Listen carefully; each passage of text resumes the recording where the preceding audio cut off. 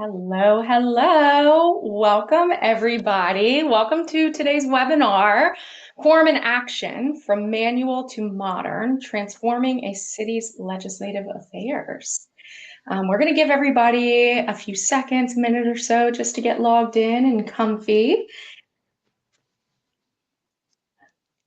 We see some chats coming in with introductions. So hello to everybody that has joined us.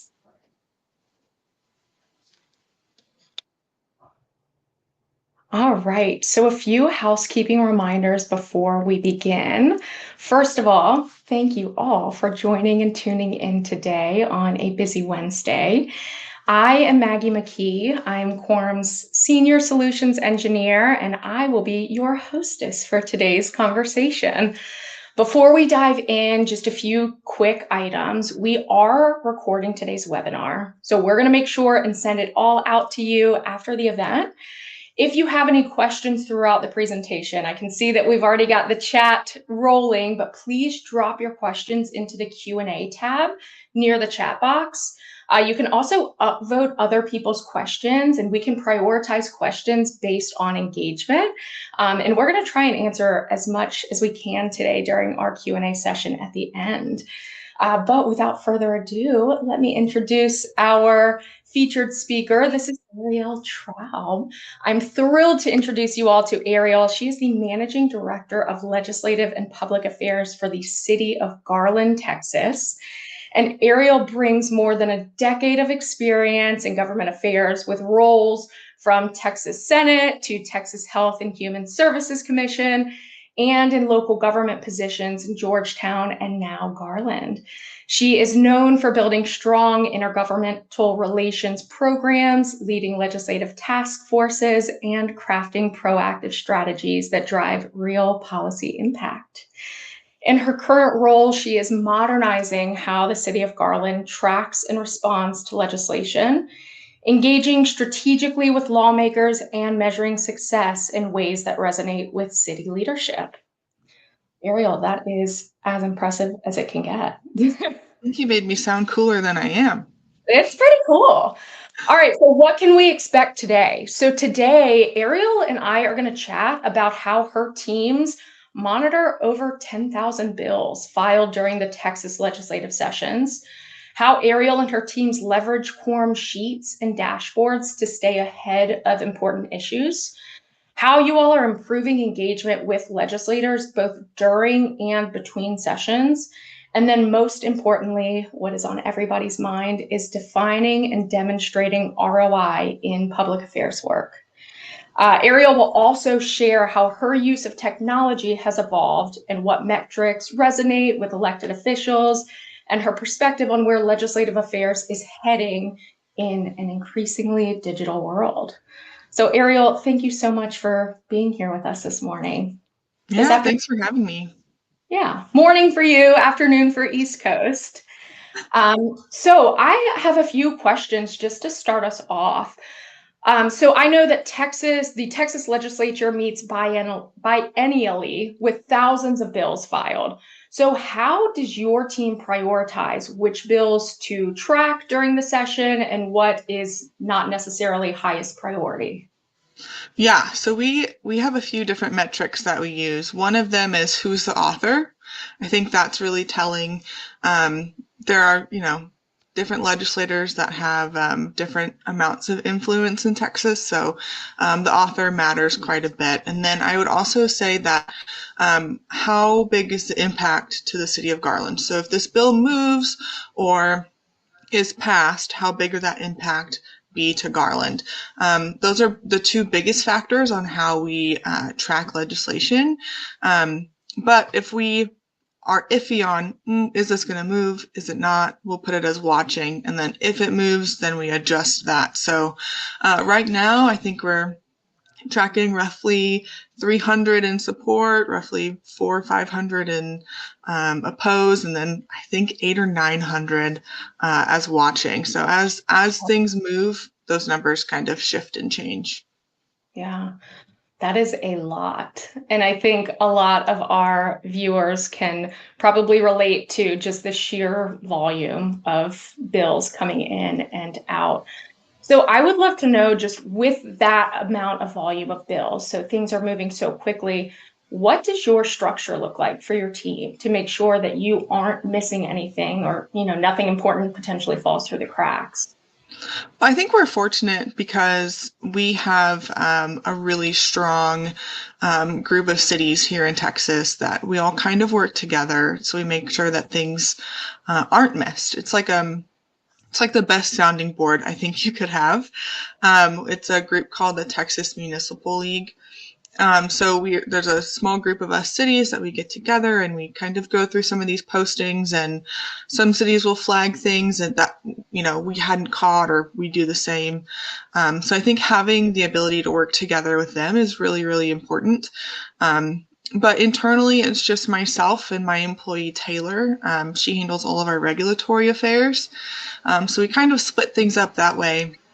And our strategy is to pull bills every day after they've been filed. So we'll look around 8 p.m., pull all the bills that were filed for the day, and then go through each of them and kind of assign them a status, a topic, and then assign them out to a member of our department. Wow, that is awesome. So something potentially falling through the cracks is obviously like a fear for everybody in this industry. So when you are monitoring changes and newly updated legislation each evening at 8 p.m., how are you capturing like those changes? Is it through like a tracking board? Is it through like a auto updated sheet? Is it a combination of a few different methods?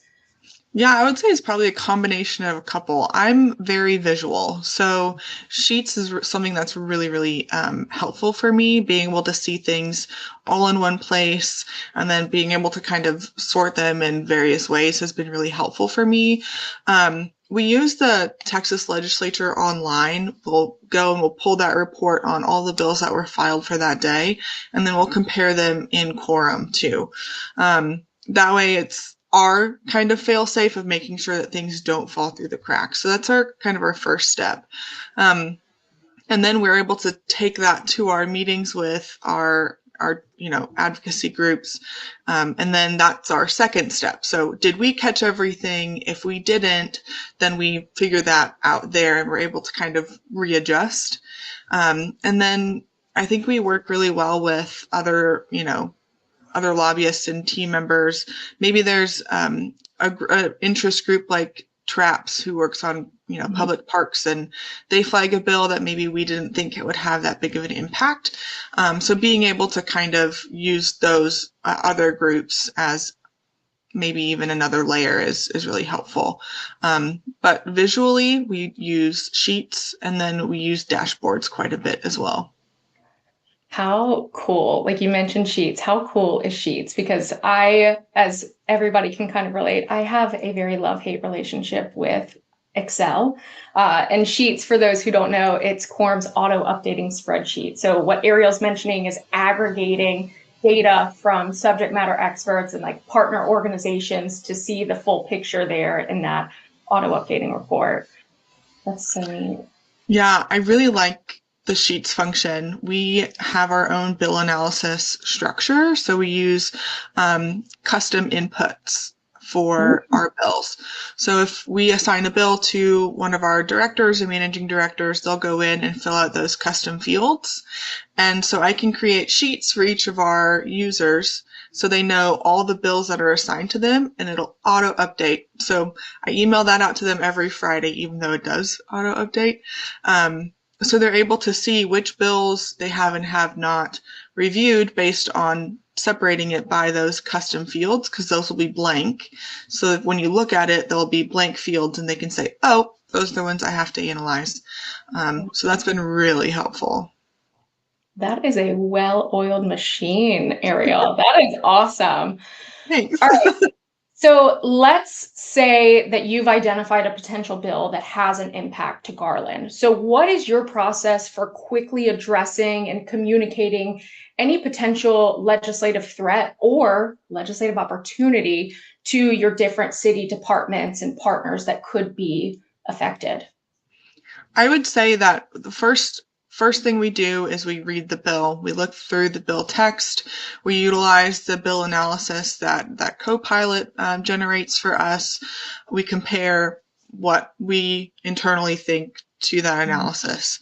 And then we use the comments function quite a bit.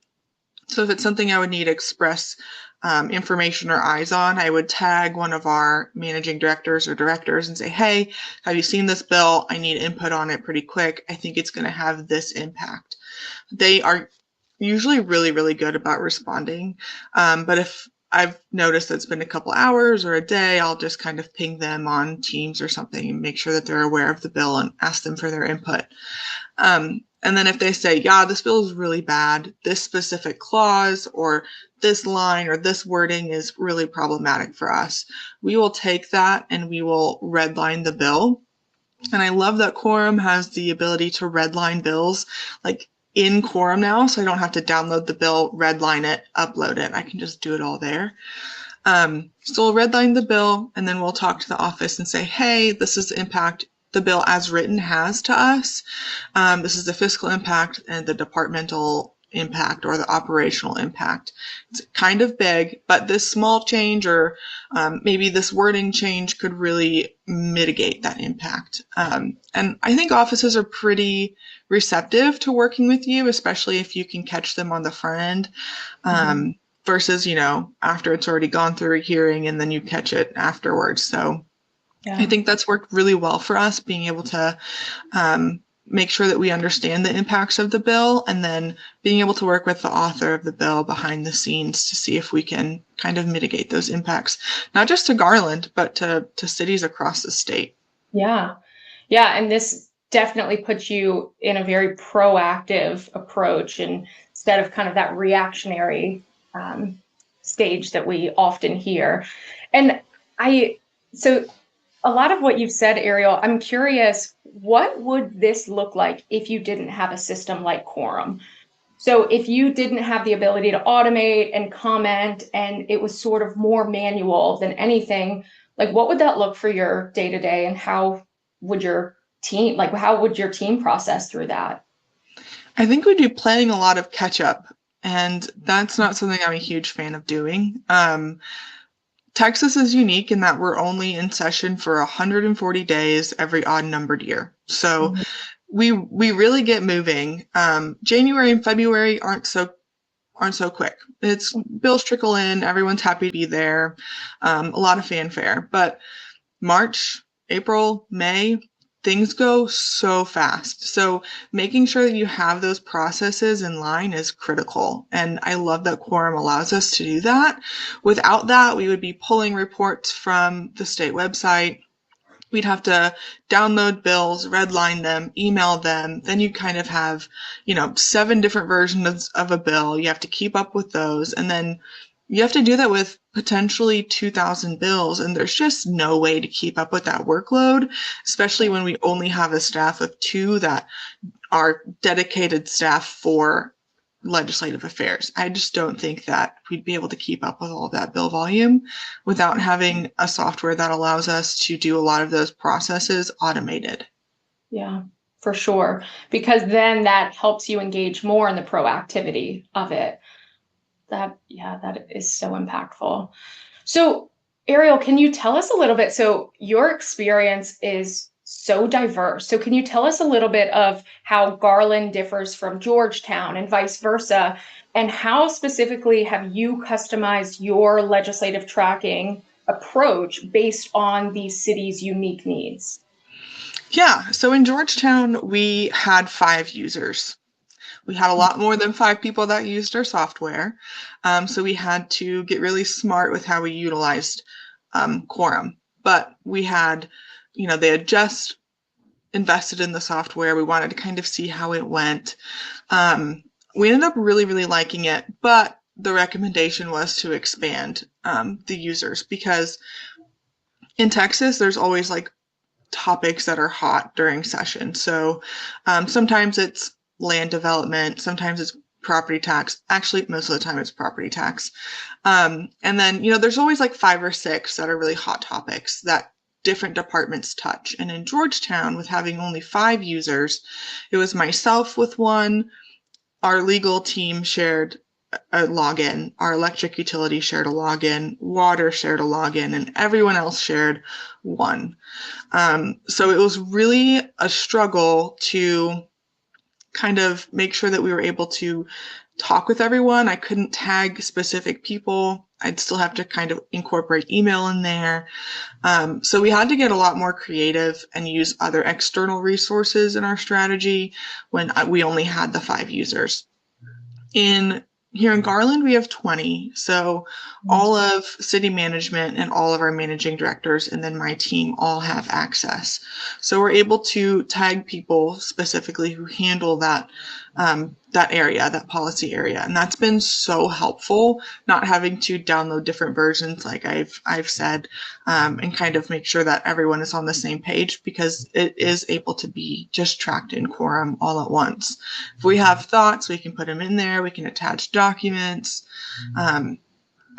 It's been really helpful to have that in Garland versus in Georgetown. And I would say that there's a lot more that we have like questions on in Garland. We touch a lot more than we did in Georgetown. Georgetown is one of the fastest growing cities in the state. So there's a lot of growing pains that come with that and different challenges versus being in Garland, where we don't really have a lot of annexation going on. We don't have a lot of, the kind of growing pains. Ours is more redevelopment. So there's definitely different issues that we're heavily involved in, but having the expanded user base has been really, really helpful.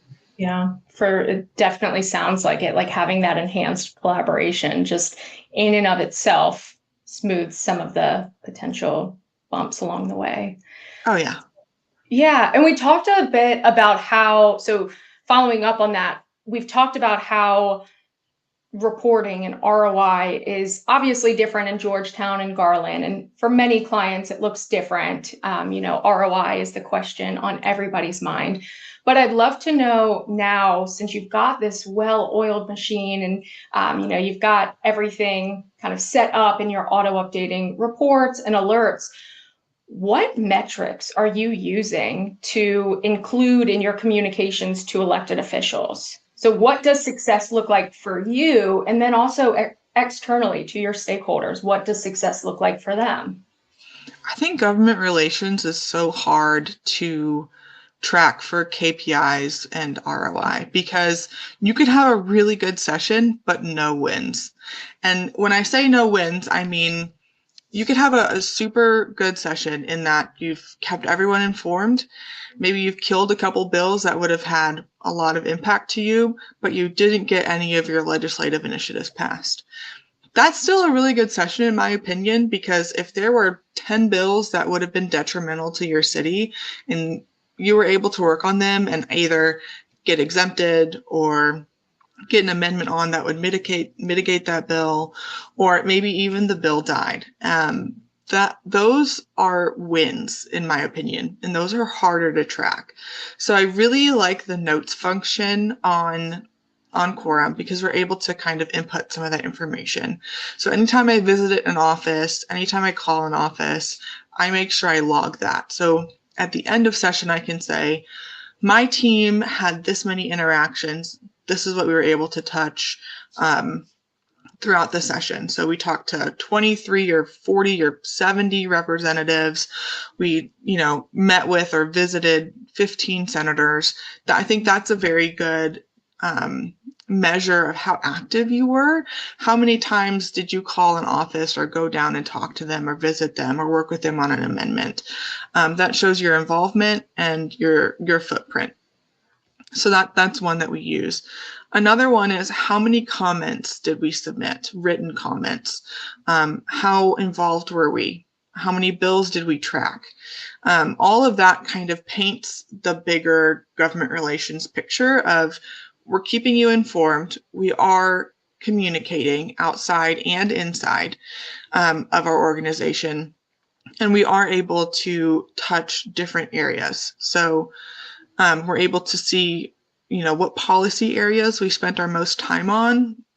We keep track of that in our dashboard visually, so we can see that for us, a lot of the bill volume that we handle that has a lot of interactions is our electric utility and financial services this session. So we're seeing that a lot of my time and my employees' time are being spent on those two policy areas, and then we can narrow that down even further to see which representatives and which senators we've worked with the most on those issues.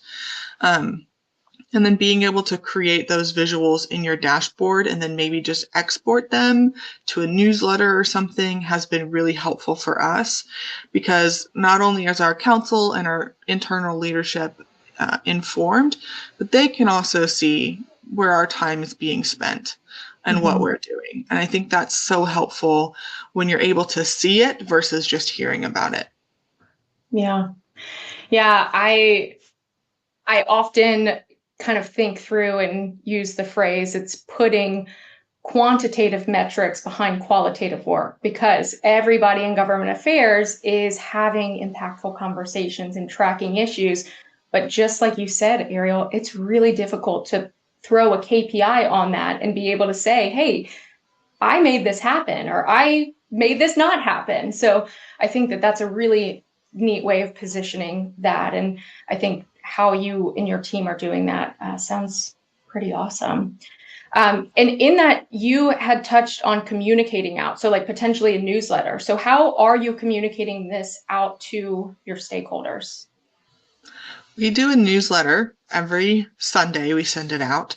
I develop it based on hearings from the past week, so bills that we supported or opposed that received a hearing, and how that went, how it was perceived, maybe even some snapshots of a couple quotes that we heard from, and then I would say, okay, here's the bills that are upcoming. So usually in Texas on Fridays they'll post for the upcoming week, and that gives us the opportunity to go through all of those hearings that have been posted and pull bills that we need to work on, or need to talk to an office on, or we have issues with, and we can strategize from there over the weekend. So by Sunday, we have a good idea of what bills we need to have some input on, or maybe have our council come discuss with legislators or testify on in person. So I will outline those as well. So usually our first page is, here's what happened this week. Here's what's upcoming next week. Here's the hearings, the bills. And then I usually have a blurb of those like high priority, high impact bills that are moving. So as they move, I'll just update them in a column. And then we have an entire slide for our hearing calendar. So every hearing that's coming up during that week, I have it linked in the hearing calendar. So if I wanted to watch House State Affairs, I could just click on that link and it would take me to the posting and the live link, so I could watch on that day. And then the last page is a bunch of visuals from Quorum, from our dashboards, that show how many bills we're supporting, how many bills we're opposing, how many we're watching, and how many have been filed. That's one graphic. Another graphic shows the bill volume by issue. So it kind of is a really good breakdown of, this is where we're seeing the most volume. So we're seeing it in our electric utility, in planning and development, municipal finance, etc. And that goes, it's like a bar graph that is very, very nice and very visual. And then we're able to, I created another graphic in our dashboard that looks at all the bills that we oppose, and then it correlates that to the House and Senate members and who is our biggest detractors, essentially. So it's another bar graph that shows, well, we have 25 opposition bills that this member's carrying, and this member and this member. So you can get a good snapshot of kind of where we're seeing the most opposition. And in my opinion, that's an opportunity. So that's who we would also spend a lot of our time with, educating on bills, on what their impact is. And then our last one is a sine die countdown. So how many days until we're done with session? Love that. So I'm actually looking at a question that has been submitted by Jamie Garvin. And Ariel, I think that this question is really neat, coming off of your external communications response you just gave. So Jamie would love to know, how do you decide who would have internal access versus who's somebody that is maybe receiving that newsletter and have almost read only or external access? So what do those roles look like, and how do you know who needs access into Quorum and then who should just be delivered the content? Yeah, so we have several managing directors that are over various departments, and they all have internal access, as does our city leadership. They're the ones that, if the bill were to pass, they would have to live that bill. They would have to, do whatever that bill is telling them that they would have to do. So they would know the fiscal impact, they would know the operational impact, and then city management kind of weighs in on how that would impact the city as a whole. And I think that provides a really good picture on analysis as well. And then our city council has external access. So I give them a live link in Sheets, so they have access to all the bills that we support and all the bills that we oppose, as well as my legislative updates or legislative tracking dashboard. So they can see all of those live with those links because they auto update. And then for the newsletter, I do one internally that is messaged a little different because it mostly lays out the impacts, and I call out specific people and allow them to have different, since they do have different access in Quorum, they have different functionalities, so they can see more information. So when I call those things out, I don't send that to our city council. I do a completely different one where I just kind of fix that wording, take out those names, and keep it strictly informational. And then I also include those links for all the bills that we support and oppose in our dashboard, so they can continue to see the work that we're doing. But also, they're able to ask questions like, why are we supporting this bill? This is how it would impact us. And then we can have dialogue about that. That's awesome. I also have to say that I think you are a solutions engineer's dream because you are so efficient. Like, my heart is swooning, Ariel. You have it figured out. This is the peak of efficiency. Thanks. Yeah. So let's talk a little bit about modernization and evolution. So you have obviously used Quorum in many different capacities, in different roles, different areas. So how has your use of the platform evolved since you first implemented it? And then specifically following on that, are there any features that you rely on now that you didn't initially when you started? Yeah, I would say it took me a good year to get comfortable with the platform, mostly because I was so used to using a different one called Telecon. It was really clunky. It was really hard to use. It didn't have a mobile app at the time. So it was just a learning experience for me. So I spent a lot of time in Quorum School. I went to a lot of the live trainings that you guys held, just to make sure I knew all the functionalities and how to use them. So yeah, it took me a good year to actually get used to it and going. I spent a lot of time over the interim when I came here to Garland building up the platform. So I did one-on-one trainings with all of our users to make sure that they were comfortable with it and understood the functionalities. I made all of them take Quorum School. We had a very rigorous onboarding process so that when session did come, everyone was comfortable with it. There's actually a relatively new functionality that I find myself using maybe a little bit more than I should. It's the brief builder. And so anytime we have an elected official or a staff member that goes down to the Capitol to testify, I use Brief Builder to create one pagers on each of the members on that committee, so that when our representative goes down, they have a good idea of who all of them are, but also their background, their district, the bills that they have passed or are trying to pass that would that we support or oppose. It provides such a good snapshot of each of those elected officials, and it's been a staple in my briefing packets for our elected officials or anyone that we have going down to testify. I would also say that the relationships function has been really helpful, not just for me, but internally. So if we have an issue with a bill and they're like, I don't understand, who do we go to? What do we do?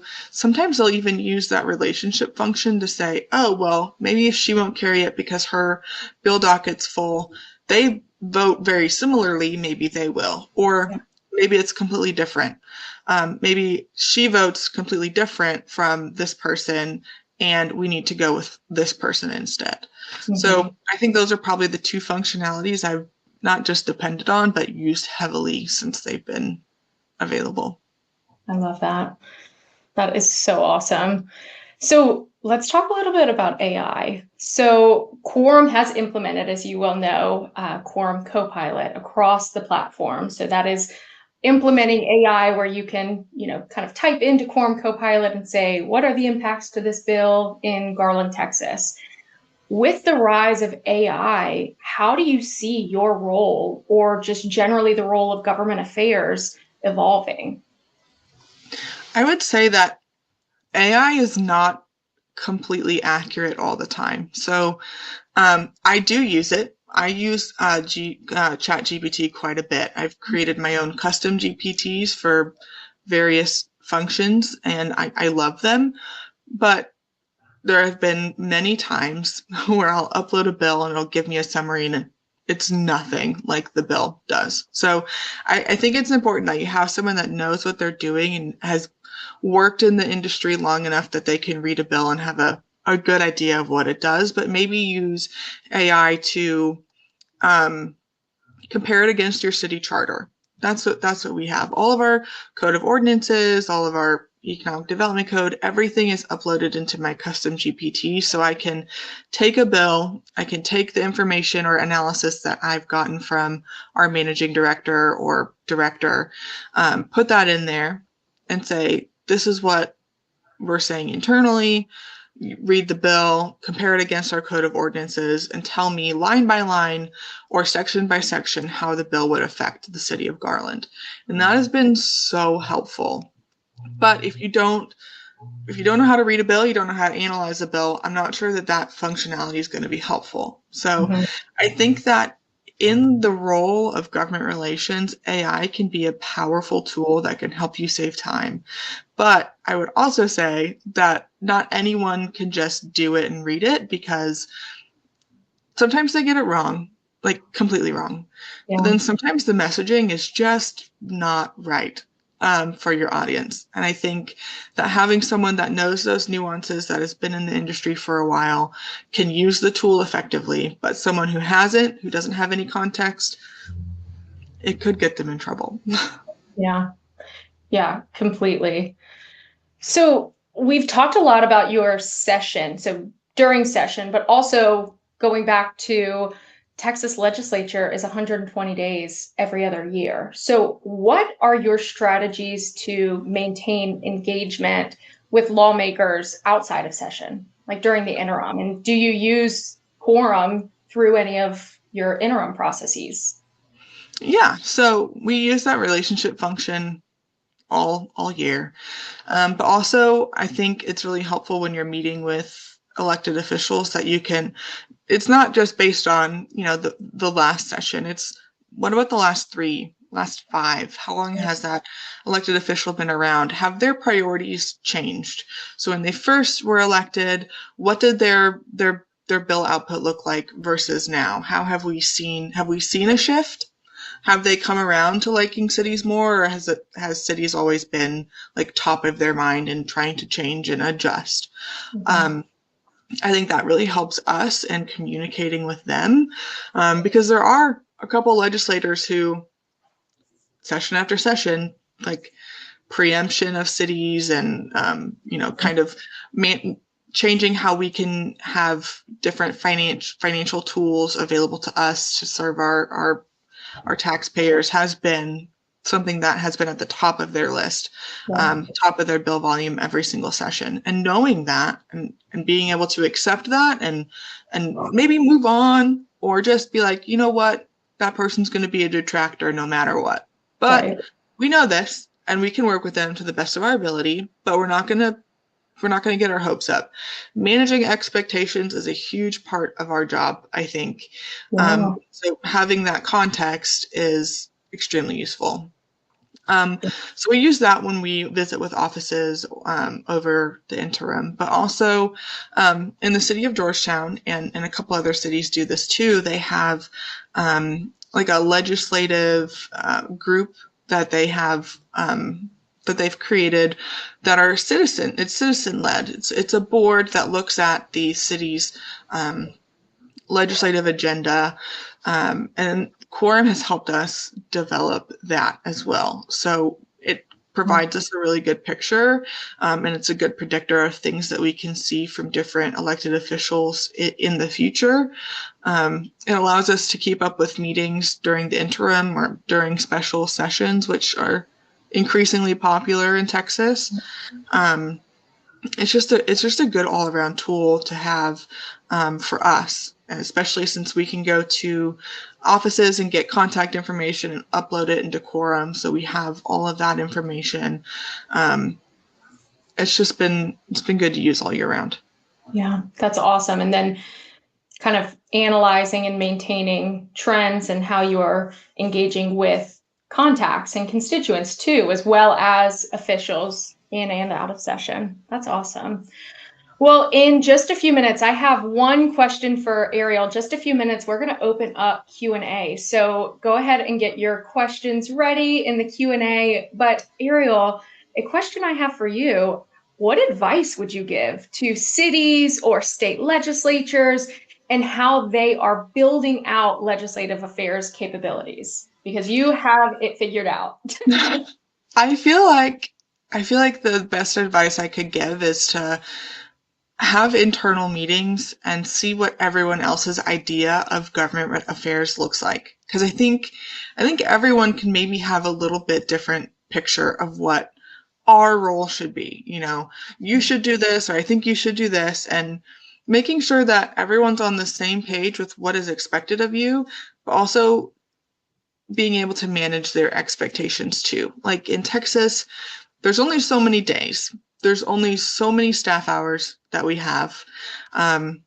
So managing expectations on what we can and cannot do is, I think, one of the most important jobs we have. And then I would say the second is relationship building. I think when you have a good relationship with your elected officials, it makes your job so much more easy. And using Quorum to kind of track those interactions, or even using Quorum to look at officials and say, okay, well, they've not been a huge fan of this specific policy area. Is there room to work on them? Is there not? Kind of working on, if they're a detractor, are they on your side, or are they kind of in the middle? And being able to use that to strategize has been really, really helpful. And a lot of that work is done not during session because you're in survival mode, but during the interim. And I think using your time wisely, but also making sure you're strategizing in a way that you can build relationships and keep everyone informed is probably the most important thing you can do. Yeah. Yeah. Relationships are everything in this industry for sure. All right. Well, as folks are putting their questions in the Q&A tab, we do have another question. So, Ariel, how do you collaborate and compare notes with other cities and teams on bill tracking strategy, or does everybody just sort of adopt their own process? I think every city does something a little bit different because I think we are all a little bit different, and something that works for me may not work for someone else. But I I think with a lot of the bills in Texas, or a lot of the worst ones, they do impact us all just about the same. Bigger cities might have bigger impacts or maybe a larger fiscal impact than a smaller city, but um, an example of preemption. I mean, preempting our ability to do what our city council was elected to do and to lead in a way that we were, elected to be here and to do by the people who wanted us here. That's really hard. That puts a strain on not just us in Garland, that'll put a strain on cities across the state. So being able to kind of work with other cities, maybe another city has a legislator that is, their legislator that is better positioned to make, different arguments or offer amendments than mine are. So having the opportunity to talk with other cities and to collaborate with other cities and to work together on strategy. Maybe you take this bill, I'll take this bill, we'll come together, we'll see if we can get amendments. That's been really helpful and really important. And I don't think that there's ever going to be a one size fits all solution. And I think that's why I like quorum so much, is because you can tailor it to what your needs are as a city. Yeah. Awesome. We have a question from Jamie. Does quorum integrate with any of the platforms that you're using? And I certainly can answer from the solutions engineer lens, but Ariel, do you integrate any sort of outside data into quorum? You mentioned gathering the contact data and then putting them into the system to engage with constituents. But any other outside data that you put in the system? So we'll log interactions, we'll put in contacts. It does work with Outlook, so sometimes we can just email directly from Quorum. We use that quite a bit, actually. But those are the ones I think we use the most. Yeah. Yeah. And we do integrate with outside systems too. So it's pretty seamless to get data from one system into Quorum or from Quorum out of the system. But Ariel, you mentioned integrating with Outlook. Do you use the forwards at Quorum feature to auto map engagements into the system? Yes, sometimes. How cool, right? So that's one of the features that when logging engagement. So Ariel, if you are scheduling a calendar event with one of the city council members, just BCC forwards at Quorum US, and it maps to your profile into Quorum, their profile, your issue areas, you name it. And there's no manual anything. So very cool. I don't use that nearly as much as I should, but I do use it occasionally when I remember it. All right. Let's see if, we do have another question. So this is a good one. I think I have a similar question here. So how do you stay sane during peak legislative chaos? So do you have any must-have processes, or because you kind of have everything working so efficiently, does that help you just having a rinse and repeat process? I don't know that anyone stays sane during peak legislative time. I think everyone has a little bit of a mental breakdown or a time where you're a whisper away from one, and I think that's how you know you're in peak session. I think having those internal processes that I've talked about have really, really helped push that mental breakdown further down into session. We're able to track things at a larger scale, create different pictures, kind of internalize all of our comments too. So I can literally look up a bill in Quorum and I can get a full snapshot of what everything's looking like. And I think that's been really helpful, and that helps me because I'm not having to go to 4 different places to pull information. So that's kept me quite sane. Yeah. Oh, I love that. Love to hear that. All right. Any final questions from our audience? I think we've gotten through a ton and really appreciate everybody's engagement here. And Ariel, thank you so much. This is so insightful. And I mean, really, you have things figured out so well, and really love having you as part of the Quorum family. And thank you so much for spending your Wednesday with us. Yeah, thanks for having me. Awesome. All right, everybody. Well, this concludes our webinar today. Thank you, Ariel, so much. Thank you for everybody participating, and we will send out the recording soon. Have a good afternoon, everybody. Bye. Bye.